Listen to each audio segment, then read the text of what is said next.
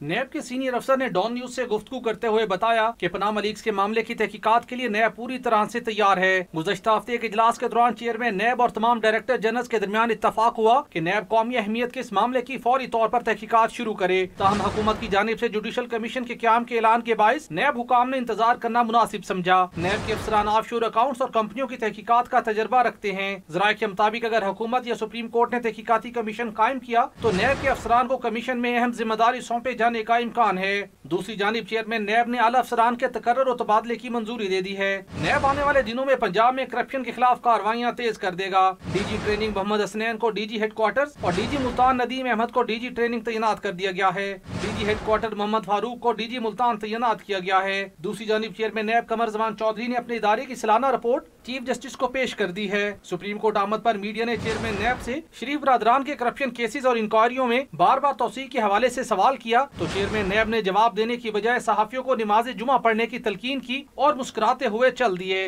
سہیل اقبال بھٹی، Dawn news, اسلام آباد۔